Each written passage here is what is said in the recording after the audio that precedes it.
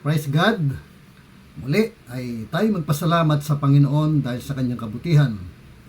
Dahil sa patuloy niyang pagbigkakaloob sa atin ng mga pagkakataon, oras, para siya ay papurihan, siya ay katagpuin dahil alam nating ang presensya ng Panginoon ay lubhang napakahalaga. Lalo na po sa panahon na ito na ang mundo ay pasama. Maraming mga bad influence sa ating paligid. Kaya magpapatuloy po tayo sa ating paksain about ang kahalagahan ng presensya ni Kristo. Tayo po ay manalangin. Dakilang ang mga nasa langit, kami po ay nagpapasalamat sa oras na ito. Kami po ay natutuwa, Panginoon, dahil tunay na Ikaw ang Diyos na hindi nagbabago. Ikaw ang patuloy na nagkakalob sa amin ng karunungan.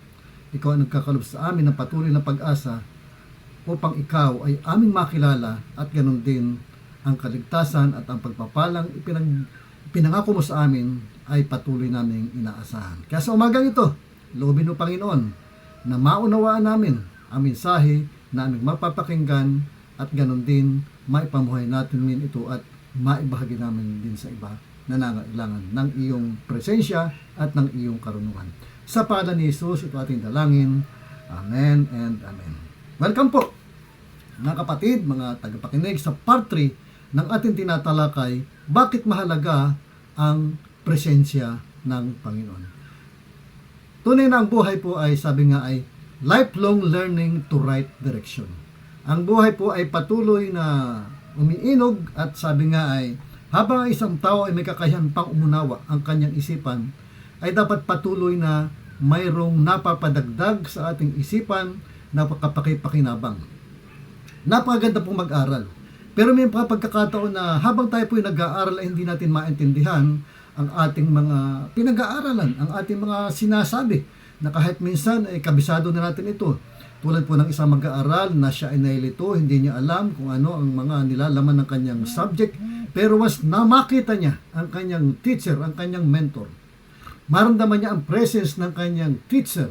Siya po ay nagkakaroon ng pag-asa at nagkakaroon po siya ng lakas ng loob upang ipagpatuloy, upang unawain ang topic o subject kung ano man po ang kanyang inaaral. Now, sa spiritual po na usapan, aspeto, ay mas lalo pong napakahalaga. Dahil sabi nga po, maraming nagbabasa ng Bible ay hindi nila ito maintindihan. At kahit na nga minsan ay nasa Panginoon ang isang tao, hindi pa rin niya ito maunawaan ng ganap.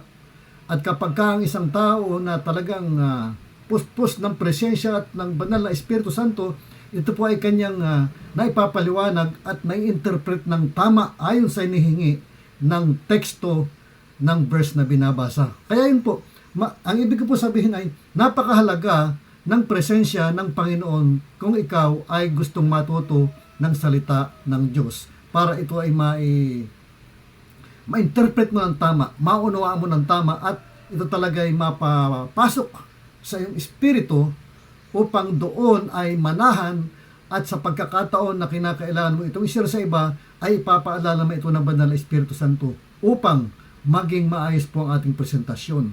Bakit? Dahil kailangan po natin ang presensya ng Panginoon sa bawat araw, lalo na kung ikaw po ay nag-aaral ng salita ng Panginoon. Tulad nga po nung nasabi ko, kami pong mga mangaral kapag kami ay gumagawa ng sermon or mensahe, ay amin pong hinihingi ang patnubay ng banal na Espiritu Santo at ang presensya ng Panginoon ay amin pong maramdaman, amin pong makita sa pamamaraang espiritual upang ito po ang makapag-inspire sa amin na aming magawa ang sermon. Ano pa kaya yung tayo po ay nag-aaral? Yung nagdi-disciple. Kung ikaw ay gustong matuto at hindi maunawaan, siguro may something or may kulang. Kailangan po natin hanapin ang presensya ng Panginoon. Kailangan po nating manalangin. Bakit?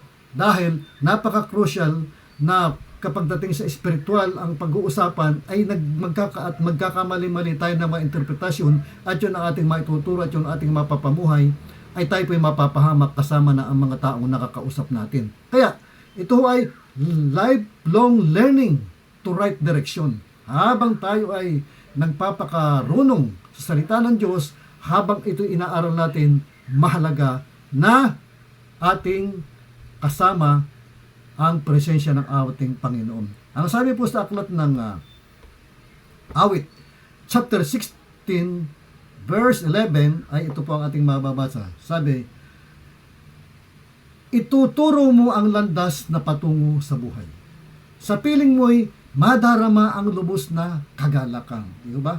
Kapag tayo ay nagagalak sa Panginoon, 100% ho, na ang presence ng Panginoon ay nasa sa atin, ating nararamdaman. Yan. Sabi, sa piling mo'y madarama ang lubos na kagalakan. Ang tulong mo'y nagdudulot ng ligayang walang hanggan. Kaya ho ba? Napakaganda ho na maranasan na ang nilalaman ng isang verse ay atin pong na-interpret ng tama. Napakaganda ho ng isang mentor o nagdi-disciple at nagtuturo sa atin ay agad nating naintindihan ang kanyang gustong ipaunawa sa atin. Napakaganda ho na ang Panginoong mismo ang siyang direktang nagbibigay sa atin ng kaliwanagan at kaayusan kapag sumasama ang kanyang presensya sa bawat isatan. Kaya, mahalaga po yun. Napakahalaga ng presence ng Panginoon sa isang nag-aaral, lalo na sa espiritual na bagay ang kanyang gustong alamin. Kaya yung pong Joshua chapter 1 verse 8 ay ito po ang sinasabi. Sabi dito, yan. Joshua chapter 1 verse 8. Ito. Sabi dito ay, yan. Huwag mong kaligtang basahin ang aklat ng kautusan, pagbulay-bulayan mo iyon araw at gabi upang matupad ang lahat na nakasaad doon. Sa ganoon, magiging masagana at matagumpay ang iyong pamumuhay. So, sa ating pong pagbabasa, ang isang unang requirements po ay ang presensya ng Panginoon habang ito'y binabasa. Habang tayo nagbubulay-bulay. Upang ito ay mas maramdaman natin. Makita natin. Ano ba ang gustong ipagawa sa atin ng ating binabasa? Tayo ba ay kinakailangan magsisi? Kinakailangan ba tayo ay tumalikod sa ating kasalanan? Ang verse ba na ating binabasa, ang konteksto nito ay kinakailangan palaguin ang ating pananampalataya? O tayo ba itinatamaan nito at kinakailangan magbago? O ang ibig sabihin ng verse na ating binabasa ay hindi ho natin maintindihan dahil hindi po kahit tayo matagal ng Kristiyano. So, kailangan ang presensya ng Panginoon. Kahit na nga po ay sa tagapakinig lamang sa oras na ito. At may pagkakataon na hindi mo maintindihan ang sinasabi ng isang preacher, ng isang mangaral, kahit dito sa ating devotional prayer, o di kaya naman ay minsan nakikinig po tayo sa Facebook, sa YouTube, or kahit sa live or face-to-face sa ating church, may pagkakataon na hindi natin talaga maintindihan ang sinasabi. Hindi dahil sa mali at hindi maganda ang pagka-deliver ng preacher o nagsasalita, kundi tayo mismong nakikinig ang may problema. Kaya hindi natin maintindihan. Now, sa itong pagkakataon, wag po nating husgahan, wag po tayong panghinaan ng loob, at baka kailangan lang talaga tayo magbabad sa presensya ng Panginoon. Kaya ano pong kinakailangan? Bago tayo makinig ng salitaan ng Diyos, bago tayo dumako sa pag-aaral, kung tayo po ay nag-aaral, tulad po, nag-aaral po tayo ng ng MLO, minsan hindi natin maintindihan. So, the best na ating magagawa ay mag-pray muna tayo bago tayo dumako sa ating pag-aaral na gabayan tayo ng Panginoong Hesus. Lord, ang presence mo nawa, ang maramdaman ko, ang maranasan ko upang sa aking pag-aaral ay maintindihan ko ang ibig ipakahulugan na nagtuturo sa akin, na kung saan ikaw rin naman ang pinanggalingan nito. So sa Joshua chapter 1:8, sabi rin, pagbulay-bulayin mo ito araw-gabi. Meaning, kung ikaw ay nagbubulay-bulay ng salita ng Diyos araw at gabi, dapat ang presensya ng Panginoon ay maranasan mo rin ito araw at gabi. Meaning, ang presensya ng Panginoon ay hindi po dapat ninineglect. Dapat lagi po natin itong naranasan. Sabi, upang matupad mo ang lahat ng nakasaad doon. Paano natin matutupad ang isang bagay na hindi natin naintindihan? Amen? So, sabi sa ganoon, maging masagana at matagumpay ang iyong pamumuhay. Kumusta po ang mga tagapakinig? Pwede ho nyo bang masabi na kung bagay sa rate na 1 to 10, kayo ho ba'y nagtatagumpay sa inyong buhay bilang isang mananampalataya, tagusunod ni Kristo? Or nasa 2 pa rin, samantalang kayo ay 5 years sa Panginoon? Or 5 years na kayo sa Panginoon, pero palang kayo sa Panginoon, pero nasa rate 7 na at nagtatagumpay ang ating buhay. Bakit? Siguro ay kulang ang presence ng Panginoon, kaya hindi tayo nagtatagumpay. At kung nagtatagumpay naman tayo, kahit tayo hindi pa nagtatagal na Kristiyano dahil nagbababad tayo sa presensya ng Panginoon.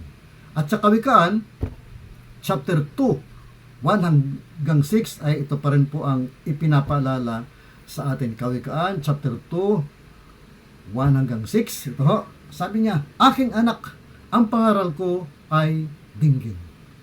At ang aking mga utos, ingatan nga at sundin mo. Diba? Ito ho ay isang malalim na pagtuturo na may kasamang napakalalim na pagpapaalala. Dinggin daw natin. Ang pakinig mo'y ibaling sa wastong karunungan. Diba? Alam mo naman natin, napakaraming makaturuan ngayon. Sa YouTube, sa Facebook, kahit ho sa mga taong gustong iligaw tayo at ialis sa ating pananampalataya, maraming hindi wastong karunungan. At ito ay isipin ng iyong maunawaan. Pagsikapin mong hanapin ang tunay na kaalaman. Habang tayo nagsisikap ng tunay na kaalaman, mas lalo nating pagsikapan at mithiin ang presence ng Panginoong Diyos ay nasa sa ating piling. Pangunaway pilito yung makita at masumpungan. Kung ito ay parang pilak na iyong hahanapin, wow! At tulad ng ginto na iyong miminahin, ganda ho, malalaman mo kung anong kahulugan ng paggalang at pagsunod kay Yahweh. Napaka-crucial ho, malalaman mo kung anong kahulugan ng paggalang.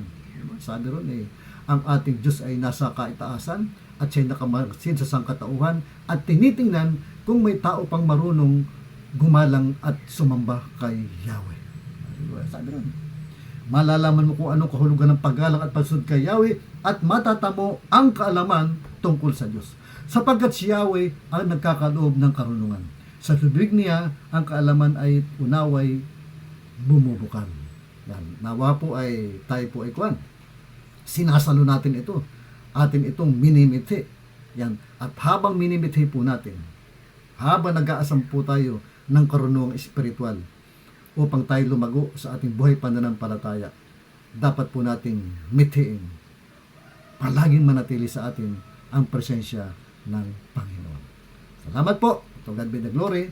Tayo po ay manalangin. Dakilang Amang nasa langit, nagpapasalamat po kami sa oras na ito at kami patuloy mo tinuturuan sa isang paksain na kahalagahan ng presensya ng aming Panginoong Jesucristo. O Diyos amang banal, bilang ikaw ang makapangyarihan sa lahat. Panginoon Diyos, sa iyong pag-ibig ay kami naligtas. Sa iyong pag-ibig, Panginoong Diyos, ang iyong habag ay aming naranasan. Kaya Panginoon, ang aming hiling, ang iyong presensya ay patuloy mo pong igawad sa amin.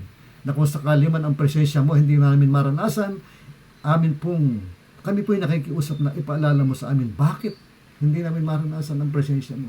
Kami po, baka minsan kami ay nagkakasala, nakagawa kami ng kasalanan, or nagiging masyado kaming kumpiyansa sa aming sarili dahil kami nasa posisyon, kami ay matagal ng mananampalataya, or kami po ay nagiging mayabang na dahil kami po ay marami ng karunungan sa aming kaisipan.